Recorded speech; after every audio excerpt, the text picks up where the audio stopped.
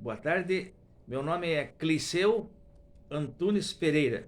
Eu sou graduado, licenciado em História, Sociologia e Geografia. Tenho especialidade em Pedagogia das Religiões e em História Econômica Contemporânea. Essa minha fala que eu vou abrir a vocês, ela está sendo usada com o objetivo de preparar os interessados em concursos, né, como vestibular, em concurso público, né, de todas as espécies, também no Enem, para que vocês possam ter esse conhecimento, compreende? Hoje, para mim poder falar, né, professor Cliceu, ao falar, eu vou usar a abordagem histórica, né? Como que a história pode auxiliar nesse sentido. Apenas uma pequena introdução dessa ciência histórica. Nas próximas falas, então, vou abordar sobre ideologia, né, sobre Constituição, enfim, a formação do Estado moderno e história da civilização brasileira, civilização europeia, oriental, civilização da Península Ibérica, história das tribos, né, e nações africanas, e esse conhecimento que eu vou passar a vocês no decorrer do tempo. Hoje, então, vou falar sobre a introdução dos estudos históricos. Todos sabemos que a história é a ciência que coordena, que mantém, que dá subsídios para que as outras ciências existam. História, portanto, é a ciência das ciências. Nenhuma outra ciência se faz sem o auxílio da história. Essa fala diz respeito de que o historiador ele consegue avaliar, analisar os fatos que hoje estão ocorrendo e nunca errar no informar por que as coisas estão ocorrendo dessa maneira. Onde foi que erramos? Onde foi que acertamos? Essas respostas somente será possível se nós voltarmos aos estudos da história. Veja a importância dessa ciência, né? Os fatos são os próprios relatos da história, né? Vejam, para que esses fatos possam acontecer e possam ser originados, nós temos que saber como que foi que aconteceu os fatos, como que eles foram originados. E essa resposta somente é possível se vocês conhecerem as principais vertentes da questão da fé. A fé é que deu origem aos relatos históricos. Um pequeno exemplo.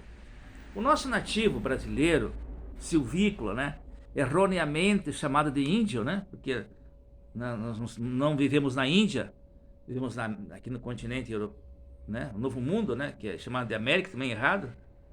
Esse nativo, que chamamos de índio, errado, ele, quando acontecia o anoitecer, ele entendia que o sagrado, esse ser misterioso, estava feliz com o que ocorreu durante o dia. O escurecer representava uma espécie de um castigo para determinadas tribos. Então, para que esse castigo fosse atenuado, né, e assim, corrigido, perdoado pelo sagrado, os nossos nativos se enfeitavam, se pintavam, se coloriam de todas as formas possíveis da época e dançavam, cantavam. E esses gestos, que tinham também os que se diziam entendidos por que aquilo estava acontecendo. É desses gestos que nasceram os fatos, os costumes na América, um exemplo, né? Também é bom que todos saibam que essa forma de manifestação deu origem até ao vestuário. Por exemplo, quando o nativo ele se enfeitava com penas, né? Ou com folhas em cima, principalmente dos seus órgãos mais delicados, são os órgãos genitais. Quando ele no dia seguinte que o dia, né, o sol levava a sua luz natural àquela região, eles entendiam que deu certo.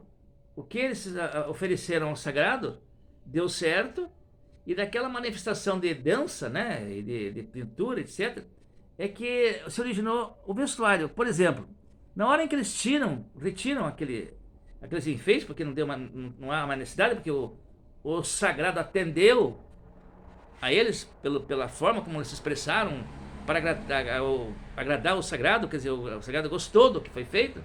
Eles entendiam que não precisava mais manter as penas para proteger ou para enfeitar os seus órgãos genitais. Então eles tiravam.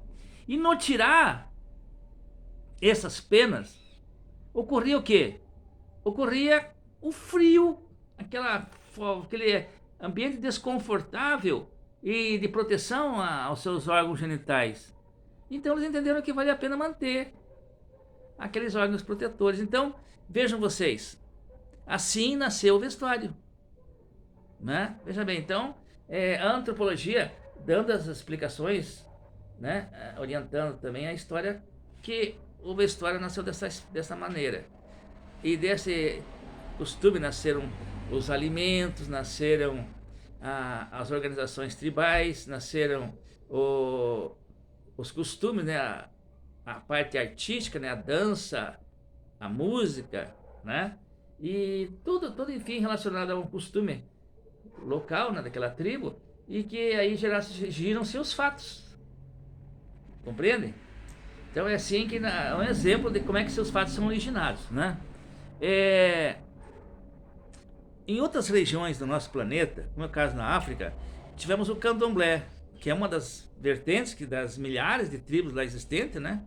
E algumas ainda existem até hoje. Outras foram se transformadas em estados, né? Mais de 50 estados atuais no continente africano. Mas eles também se manifestavam muito próximo aos costumes do nosso nativo brasileiro, né? E também lá eles tinham hábitos de proteção às riquezas naturais, né? Por exemplo, aqui no Ocidente, a lua é Guaraci, no índio, né? No brasileiro. Lá na África, no candomblé, a lua é Inhansã, né? E eles dão denominações a esses elementos da natureza, que por motivos assim que nós não vamos comentar agora, né? Mas que muitos seguidores da forma assim bastante discriminatória, né? Preconceituosa, né? Não têm essa noção dessa informação, não sabem que esses nomes representam a natureza. Exemplo, o mar, Iemanjá, as águas do mar. A chuva, Oxum. O ouro, também Oxum. O fogo, o trovão, Xangô. Também o metal, Ogum. E assim por diante, Oxóssi e as florestas, o verde, né? Então, e cada elemento da natureza, ele tinha uma exposição assim de manifestação. Por exemplo, Xum, o amor, né? Xangô, a justiça. E Iemanjá é a deusa da prosperidade, do mar. Oxalá é o criador de todos os elementos da natureza e também do ser humano, né?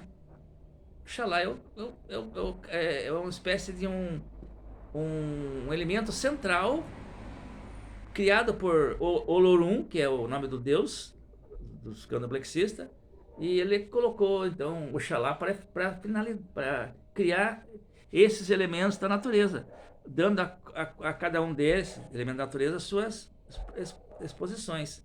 Então você trabalha com essa gente, né? E os seus seguidores oferecem a cada elemento da natureza seus alimentos. Eles bebem e também se alimentam. que são chamadas de oferendas, né? É um ritual, como se faz nos cristãos. Na missa sagrada, né, dos cristãos, eles oferecem o corpo de Cristo, aquela hóstia, o vinho, o sangue de Cristo. Tudo é uma mitologia, né? E desses elementos é que nascem os costumes, né? Que dão origem aos fatos.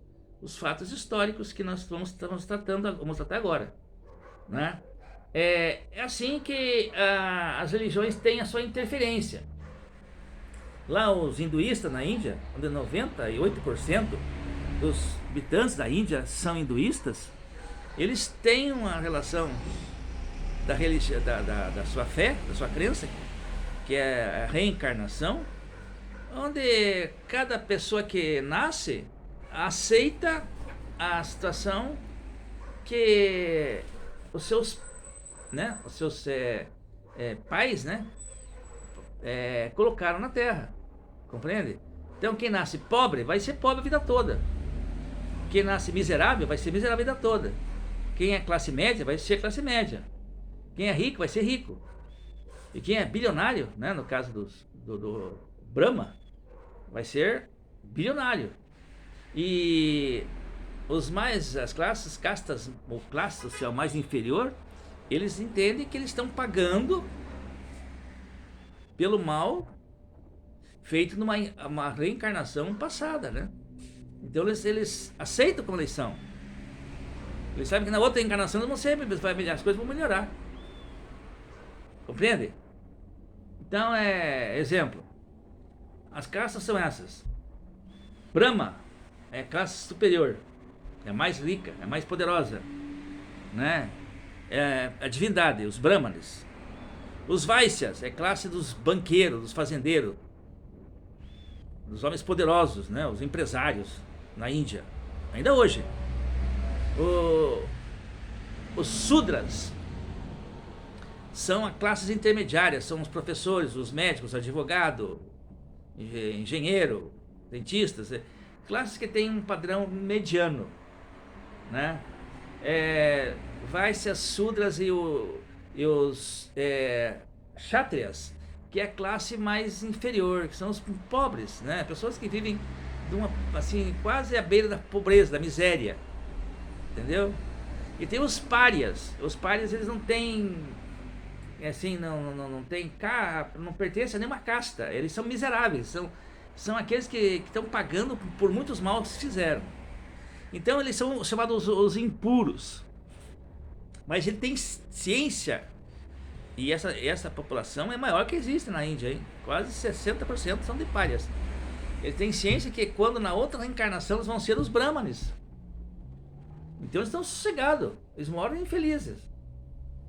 O que mais mata entre os párias não é o câncer, a AIDS, ou agora Covid-19, não. O que mais mata é a fome.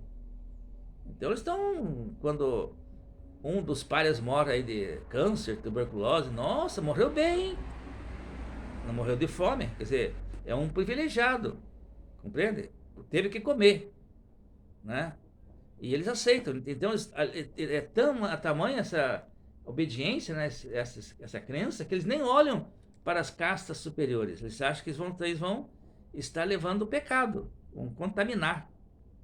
Então eles aceitam a vida como ela é, compreende? Então vejam a importância da influência da religião entre as populações da Índia. Quando um Brahmane se ele desfila em cima de um elefante, né, todo coberto com panos que são bordados em ouro, cravejado de pedras preciosas, né, enfeitando aquele elefante, os párias, né, a maioria da população que vive na rua, que nem alimento tem para seu sustento, eles se prostram no chão e ficam esperando, assim, não olham para não levar essa influência, né, do pecado, compreende? Para não contaminar as castas superiores. E também ali lá eles têm grande respeito aos animais. Por exemplo, a vaca é sagrada. Quando uma vaca entra numa casa de uma classe social de trabalhadores ou classe média que já vive assim numa pobreza a falta de alimento é muito constante na Índia. Então, o que acontece? A população que lá está no interior da casa, eles se jogam no chão agradecendo a divindade por ela ter entrado na casa. Às vezes estão almoçando, a vaca vai lá, liquida, né, se alimenta do pouco que tem na mesa, faz assim as suas necessidades lá, né, os seus dejetos, etc. Urinam, e eles veem aquilo como uma forma de bênção, né, uma ação sagrada. Então se prostam no chão, ficam agradecendo a visita da vaca. E quando a vaca se retira do ambiente, eles ficam tristes, porque a vaca saiu. Eles queriam que a vaca ficasse dentro da casa. Compreende? Então é a religião influenciando a população. Ora, quem vive nas castas mais superiores, mais elevadas, né, dos kshatriyas, né, dos vaisyas, eles têm grande chance de ficarem arquimilionários. Porque ele pega como mão de obra essa classe social que não aceita a vida como ela é, trabalha de graça.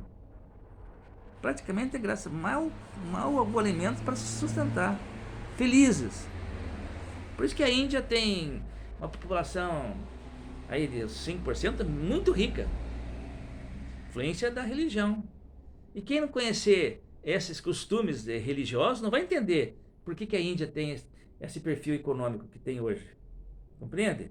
Então a influência religiosa dando um perfil de um fato histórico que acontece naquele território. O hinduísmo é tão forte na Índia que ele não, assim, uma população de 1.300.000.000 habitantes é tão forte que a Índia não pode ser considerada nem Ocidente, e nem cultura ocidental, e nem cultura oriental. É uma cultura própria dela. Compreende? E por esse motivo que há muitas vezes conflito, né, entre eles, por exemplo, com o islamismo, que não tem esse entendimento. Compreende? O Maomé, que surgiu 670 depois de Cristo, ele percebeu que os cristãos estavam se aproveitando da ingenuidade dos povos daquela região. Antes de Maomé, a religião do Oriente Médio era politeísta, ou seja, adoravam vários deuses, né? Então, quem botou um ponto final nesse politeísmo religioso foi Maomé. O único elemento sagrado que ele manteve naquela região lá de Meca foi a Pedra Negra. Os demais objetos todos foram destruídos, né? Chama-se no Ramadã, né, que foi quando Maomé conseguiu escapar, né, da perseguição dos que não estavam satisfeitos, porque cada família, antes de Maomé, cada 1.000 famílias tinha uma divindade representada por um símbolo na Kaaba, templo sagrado islâmico. Cada família tinha um símbolo sagrado. E esse símbolo sagrado, ele foi destruído. Uma grande, os seguidores de Maomé, 1.000 homens conseguiram vencer 10.000 homens, imaginem. Para destruir esses símbolos. O único símbolo que foi protegido foi a Pedra Negra. E quando eles fazem aquela devastação dos símbolos do interior da Kaaba, e quando eles vão se retirar, os seguidores, né, daquela politeísmo religioso percebem o que foi feito, eles vão em cima, e aí por um gesto que eles entendem por um milagre, o Maomé se safa, né, da perseguição, foge, escapa com vida, e se chama Hégira, é a fuga de Maomé de Meca em direção a Medina. Essa fuga, né, com sucesso, é que deu origem ao islamismo, né? Aí Maomé passou a ser divinizado pelos seus seguidores, Maomé, a história de Maomé é interessante. Ele nasceu, viveu e morreu analfabeto. E com 16 anos ele casou-se com ele foi trabalhar com a Khadija, né? Era uma viúva muito rica, que tinha vários carroções carregados de mercadoria. Ele era um dos condutores dessa caravana. E depois, mais tarde, ele conseguiu ganhar o coração dessa viúva rica, né? Khadija. Casou-se com ela. E quando ela morreu, ele ficou com toda aquela fortuna. Foi esse Maomé quem recebeu toda a proteção para que ele criasse o islamismo. E como é que foi o islamismo? Ele era, segundo consta, ele sofria de epilepsias, ataques epiléticos, e um daqueles momentos de transe, né, da doença, o Maomé teve visões, onde o anjo Gabriel deu a ele essa missão de criar o islamismo. Entende? Então o Maomé criou do jeito dele a forma de eles deviam conduzir as suas crenças, né, os costumes. E esses costumes são mantidos até hoje pelos seus seguidores, né? Aliás, o islamismo é a religião que mais cresce no mundo. E eles são bastante leais aos princípios do profeta. E o Maomé diferenciou em muitos do cristianismo, porque ele disse que o homem podia ter tantas mulheres quanto pudesse mantê-las, em média 5. Se quisesse ter a sexta mulher, ele tinha que dispensar uma. Então as mulheres são tratadas no Oriente Médio com um respeito muito, assim, sério em relação ao homem, né? Esses princípios fizeram do Oriente Médio ser bastante cauteloso em relação aos cristãos, porque existe uma questão de territorial naquela região do Oriente Médio, onde os islâmicos eles entendem que as terras que eles ocupam são anteriores às terras que são seguidores do Abraão, entendeu? E como todos sabem, o judaísmo é uma religião anterior ao islamismo. Então as terras que lá existem, se for ver pelo lado religioso, elas pertencem aos judeus. Os islâmicos vieram a ocupar esse território aí, vamos por 3.000 anos depois, ou 2.600 anos depois da presença de Abraão, Moisés naquela região. Entende? E aí fica aquela dúvida. A Palestina, por exemplo, é um território que segue os princípios islâmicos. E todos sabem que naquela região temos as religiões mais conflitantes, que é o judaísmo, que é a cabeça, né, que dá origem ao Torá, ao Velho Testamento, a Bíblia. O cristianismo, ele deve ao judaísmo a sua origem de religião devido à sua gênese. Religião que não tiver gênese não é religião, é seita. Então o cristianismo deve ao judaísmo a sua função de religião. Ou seja, lá a história de Adão, Eva, né? Paraíso. Aí é a gênese. Ela serve tanto aos judeus quanto aos cristãos. E depois de 670 anos também o Maomé, para poder tornar conduzir seu povo como religião, ele tinha que ter uma gênese. Ele não se cria essa gênese assim, não se inventa uma gênese. Tem que ter um lado fundamentado em alguma coisa séria, antiga, e está no judaísmo. Então, os filhos do judaísmo é o cristianismo primeiro, mais velho, depois o islamismo. E mais curioso que nem um dos dois filhos se entende, nem os dois filhos se entendem com o pai, que é o judaísmo.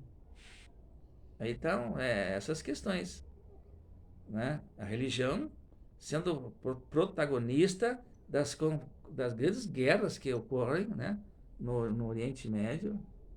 E como todos sabem, o Oriente Médio mais tarde foi palco de descobertas de grandes reservas de petróleo. E todas as vezes, quando uma região descobre riquezas naturais dessa expressão, elas são visíveis, assim, o objeto de interesses econômicos dos países imperialistas, que ficam jogando um povo contra outro para poder se beneficiar daquela riqueza. O Irã, o Iraque, a Arábia Saudita, né? São utilizados para manipulados para poderem os ricos tomarem conta daquela região. Eles se matam ingenuamente. Eles não se perceberam que aquilo ali tudo é uma guerra propositalmente comandada, assim, comandada e sendo ela objeto de comandando, assim, oferecendo armas, etc., patrocinando, né?